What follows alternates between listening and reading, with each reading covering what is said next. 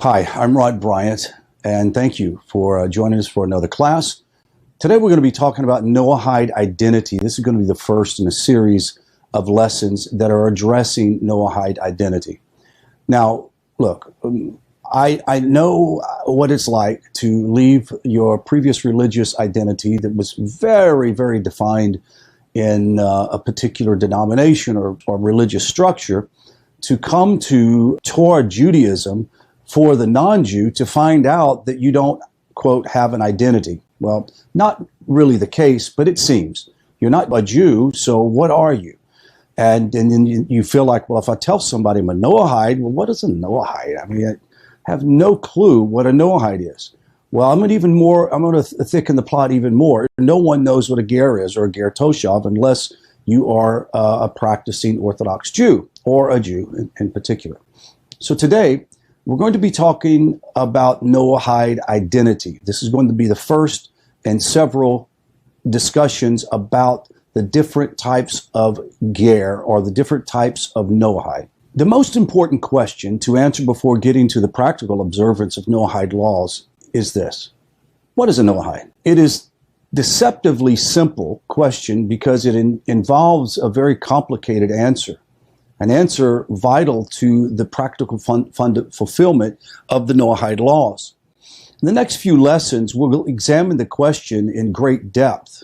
It involves the study of many apparently unrelated topics and a vast array of sources in order to get to our conclusion. Note, much of the material in this and the next two lessons will be advanced, and if you have questions, after the class, make sure that you take and add a comment in the comment section on this video, and I'll get back with you and answer it quickly.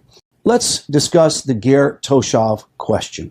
Deuteronomy 7, 1 through 2, God commands the Jewish people, states, when the Lord your God shall bring you into the land when you go to possess it, and shall cast out many nations before you, the Hittite, the Gershonites, the Amorites, the Canaanites, the Perizzites, and the Hivitites, and the Jebusites, and 7 nations greater and mightier than you. And when the Lord your God shall deliver them up before you, you shall smite them. You shall completely destroy them. You shall make no covenant with them, nor show them favor. From this last verse, nor show them favor, the Talmud of Avodah Zarah 20a derives a number of prohibitions, one of which is a prohibition of settling idolaters in the land of Israel. Maimonides proposes Exodus 23:33 as the reason for these injunctions. They, quote, the idolater, shall not dwell in your land, lest they cause you to sin against me and worship other gods. Maimonides also summarizes the halakha practice derived by the Talmud from these verses. It is forbidden to sell them homes in the field in Israel. In Syria, one may sell them homes, but not fields. One may rent them homes in Israel, providing that the neighborhood of idolaters is not established. Fewer than 3 homes, according to Talmudic law, does not constitute a neighborhood. It is, however, forbidden to rent them fields. In Syria, one may rent them fields. It is permitted to sell them houses and fields in diaspora or in exile, because it is not our land. The land of Israel is the land of the Jews. Even when it is permitted to rent houses to idolaters, it is not permitted to rent them for the use as a dwelling because they will bring idols into them. As Deuteronomy 7:26 states, do not bring an abomination into your home. It is, however, permitted to rent them homes to use as storehouses. It is forbidden to sell them fruit, grain, or any produce while it is attached to the earth. One may sell them after they have been harvested or on a condition that they will be harvested, and then he must harvest them. Why is it forbidden to sell them land or anything attached to the land? Because the Torah states in chapter 7 of Deuteronomy, verse 2, don't show them favor, which the Talmud points out also reads as don't give them a resting place in the land. As long as they do not have a resting place in the land, their stay will be temporary one. It is forbidden to give an idolater a present. The Shulchan Aruch And all codifiers rule in the agreement with Maimonides that it is prohibited for idolaters to settle permanently in Israel. The rule, however, only applies when Israel has sovereignty and authority over the non-Jews in the land. Maimonides' last statement regarding gifts is curious on the account of the following verse, Deuteronomy 14:21. I already knew that you were thinking this. You shall not eat improperly slaughtered meat. You shall give it to the ger within your gates, so that he may eat it. Now, this verse instructs the Jew to gift improperly slaughtered meat to a ger. Now, we might assume that this ger within your gates is a convert to Judaism, because if he was a convert, well, clearly it would be a violation of Torah law, because a person who was a Jew or a convert to Judaism could not eat treif meat, or meat that was not quite 100% kosher. However, this cannot be, because a convert is like a born Jew in his obligation to observance, the dietary laws, etc. If, however, this verse speaks of non-Jew, then it must refer to a unique non-Jew, one who is not an idolater. Otherwise, how is the Jew allowed to gift the meat to a non-Jew? As we must just learn, a Jew may not favor an idolater with gifts.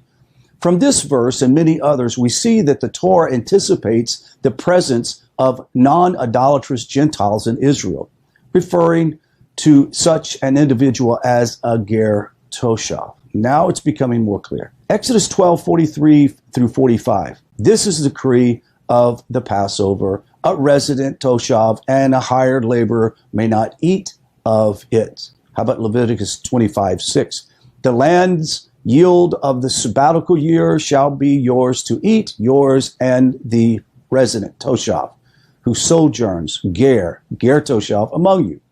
Leviticus 25:35, you shall strengthen him, the convert or the resident toshav. Leviticus 25:40, like a laborer or a resident toshav, he shall be with you until the Jubilee year, he shall work with you. Leviticus 25:45, also from among the children of the residents toshav, who dwell ger with you.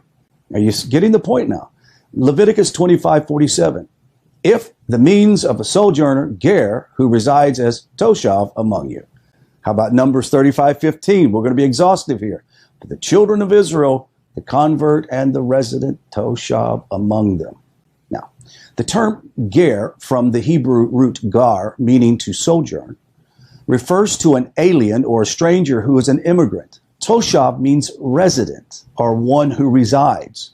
A ger toshav is therefore a resident alien, a non-Jew who resides in the land of Israel among the Jewish people. A survey of the Midrashic, Mishnaic, Talmudic, and Halakhic literature reveals that a ger toshav, though not Jewish, enjoys many of the benefits reserved for the Jews who live in the land of Israel. However, the ger toshav is also bound by many of the same restrictions that apply to idolaters. Let's examine the residency of a ger toshav. Unlike an idolater, the ger toshav is allowed to settle even permanently in the land of Israel. However, his dwelling there is subject to a number of conditions. Let's go over them. The ger toshav must be settled in a place where he can make a living and practice his trade. A ger toshav was not permitted to live near the borders of Israel, but only well into the interiors. This has to do with security. A Jew may sell land in Israel to a ger toshav, not an idolater. Once settled, the Jews may not force a ger toshav to move from his place to another.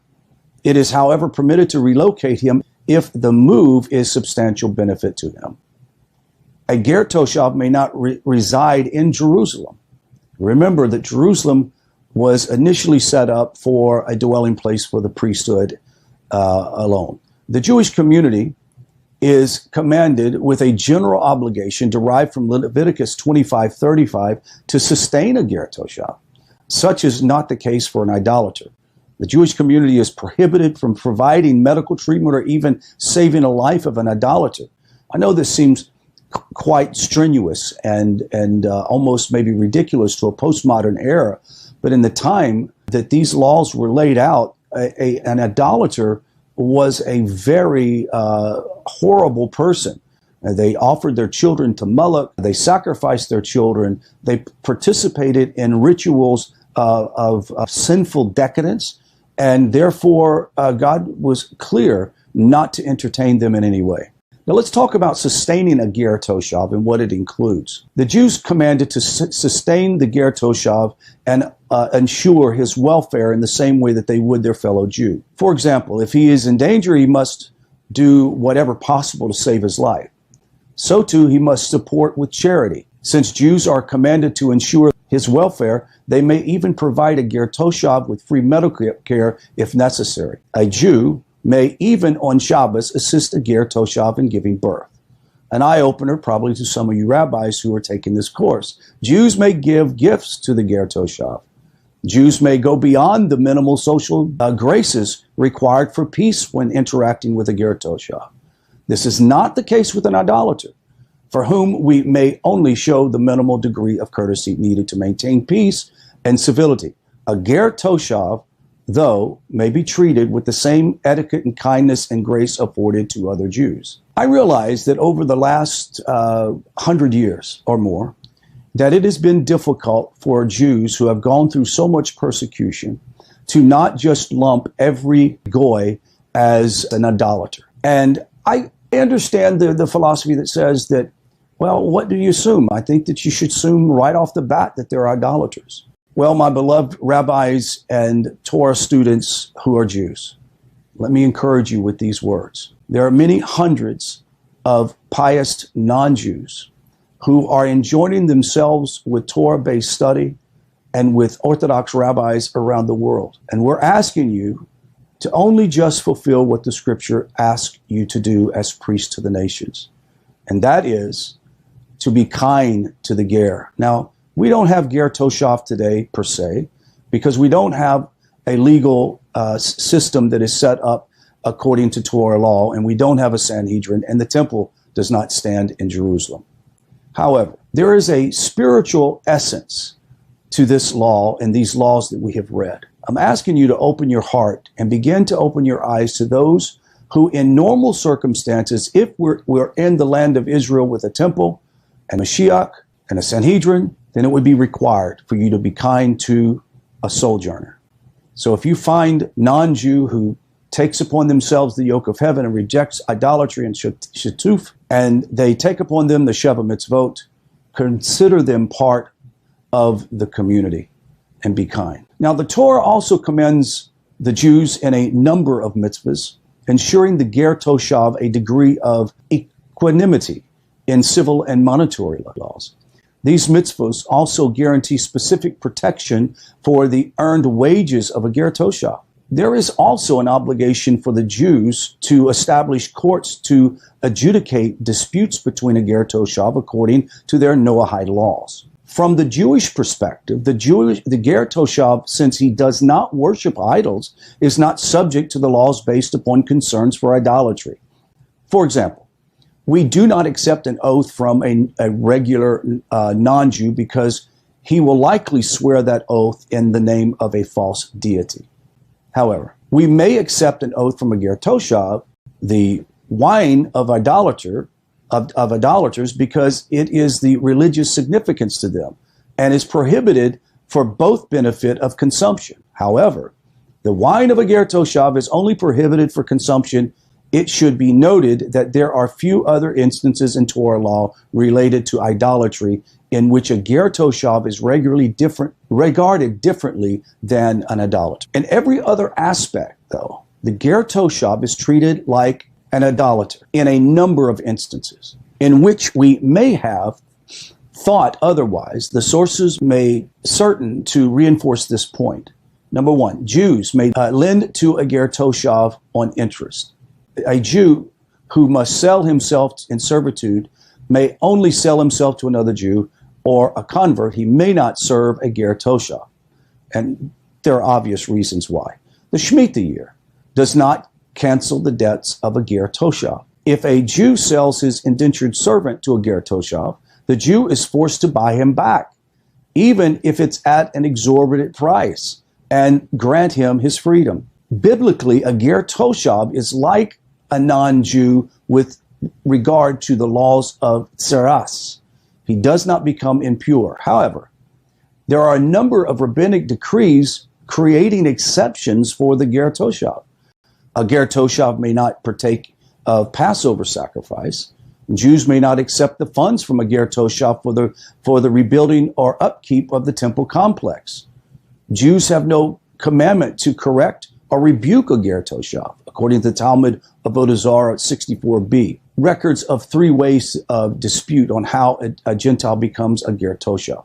Now, Rabbi Meir, a ger toshav is a non-Jew who has, before 3 Torah scholars, accepted upon himself to not worship idols. The Chachamim states, the majority of the sages, a ger toshav is a non-Jew who, before 3 Torah scholars, accepts upon himself the observance of the Sheva mitzvot, or the 7 Noahide categories. The Acherim, other sages, the ger toshav is a non-Jew who has accepted all the commandments of the Torah, save one, prohibition of eating nevelos, or eating meat that is corrupt, meat that has not been properly slaughtered, according to Torah law. Multiple opinions may be acceptable in matters of history or homiletics, yet we can only accept a single idea as binding in matters of practice. One of the many rules for deciding halakha practice is that the opinion of the majority is decisive. The Chachamim, being the majority, is therefore the halakha, the practice. As expected, all later scholars decide the halakha and the practice in accordance with the Chachamim. A ger toshav is a non-Jew who has accepted before 3 scholars the observance of the Shabbos or Sheva mitzvot, or the 7 mitzvahs and categories.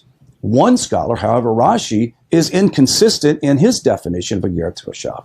In a number of places, Rashi appears to define a ger toshav using Rabbi Meir's criteria. Strangely, though, Rashi rules like the Chachamim in Avodah Zarah 24b. What then does Rashi actually hold? Scholars have taken the position that Rashi must hold like the Chachamim. After all, the idea that Rashi would deviate from the basic tenets of Talmudic interpretation is unthinkable. Now, the difficulty lies in the explaining the occasion in which Rashi appears to follow Rabbi Meir. Many great scholars have tried to unravel Rashi, yet no single approach has succeeded. The most famous explanation of Rashi is that of Be'er Sheva. He explains that Avodah Zarah 64b is part of a larger Talmudic conversation about when Jews are obligated to support a non-Jew who lives among them within Israel. According to the Be'er Sheva, Rashi agrees with the Chachamim only with regard to providing support to the ger toshav. However, the Be'er Sheva explains that Rashi follows Rabbi Meir's opinion for all other matters affecting the ger toshav. The Be'er Sheva's explanation works well for many instances where Rashi appears to espouse Rabbi Meir. However, it is contradicted by Rashi's comments, for example, in Arachin 29a. There, Rashi seems to apply Rabbi Meir's criteria even for the sake of defining a ger toshav for communal support. Maimonides, the Arban Torim, and the Shulchan Aruch all record the position of the Chachamim as conclusive. To become a ger toshav, a non-Jew must accept the 7 laws that were given to him from Moshe, from God to Moshe, before based in a tribunal of 3 qualified scholars. However, there is a ruling today that states that it's not necessarily required to have a based din of Torah scholars, i.e. Jewish Torah scholars. It could be a mixture of pious non-Jews or a panel of non-Jews. It can even be made as a self-declaration to oneself, because we know not all non-Jews who consider themselves Noahides have the ability to go before a based din or go before a court. Now, we are very fortunate to live in a time in which the internet gives us some level of connection to the heartland of Israel and to Orthodox rabbis all around the world. World Noahide Center on a regular basis does a Zoom sort of based in, so people can call into Zoom and make their declaration. You might want to consider that. Look them up on called World Noahide Center. If you have any more questions, please send me a text and let's chat. Hope you'll enjoy your time of study, and we'll see you in next class.